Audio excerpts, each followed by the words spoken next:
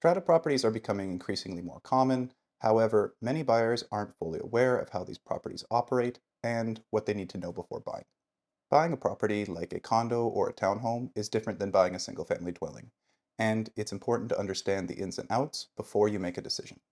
In this video, I'm going to cover key considerations when buying strata properties. Please keep in mind that this is just an overview. However, I have made more detailed videos that dive deeper into each of the topics. And with that out of the way, let's get into it.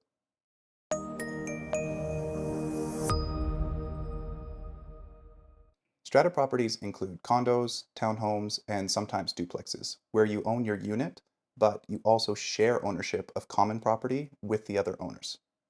When you buy strata property, you become part of the strata council, which manages the building or community. The strata council is a group of owners elected to make decisions on behalf of all owners. They handle issues with maintenance, finances, and rule enforcement. Strata fees cover things like maintaining the common property, building insurance, and sometimes utilities like water or garbage removal. They can vary depending on the building size, age, condition, and the amenities offered. If the reserve fund isn't large enough to cover the cost of a major repair, the strata may issue a special assessment, which can come in the form of a special levy, an increase in the strata fee, or a combination of the two. Having a healthy reserve fund is a good sign, as it is the strata's savings account for things like maintenance and repairs, reducing the risk of future special assessments. The depreciation report is a document that outlines the expected lifespan of major building components and the forecasted future repairs. It's a crucial document for understanding the strata's long-term financial needs.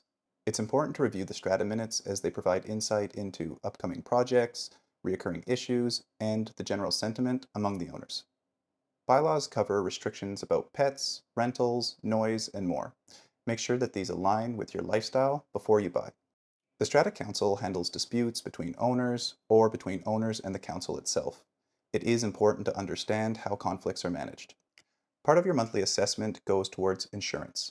However, this insurance is for the strata and covers things like common property and shared facilities. You will need separate insurance for your unit, unit contents, and any improvements.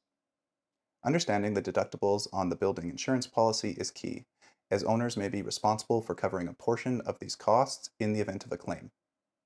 Older buildings might require more maintenance or updates, which can lead to higher fees or special assessments. A well-maintained building is a good sign that the strata is proactive about repairs. Ask about recent updates and maintenance schedules. Shared amenities like a pool, gym, or community center can be great. However, they do come at the cost of higher strata fees, so it's worth considering how often you would use these services to determine if the additional cost is justified. Make sure to check if parking spaces and storage lockers are included, or if they need to be purchased or rented separately. Remember, not all parking stalls are created equal, so ask about how they're designated. Just because the previous owner had two stalls does not necessarily mean that it will transfer over to the new owner. If you intend to have pets, make sure to check out the pet policy, as they often have restrictions on the number, size, and type of pets allowed. Remember to keep in mind that bylaws can be changed. For example, at the time of purchase, you might have a large dog, which is allowed with the pet policy. However, if the bylaws were amended to only allow for smaller dogs, you should be able to keep your current dog, as it would be grandfathered in. However, any new pets in the future would have to comply with the new regulations. When it comes to management, there are two different options. A strata can be self-managed, or it can be managed by a professional management company.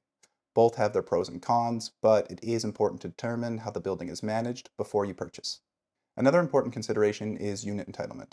Your unit entitlement is your share of the building expenses and is typically determined by the size of your unit.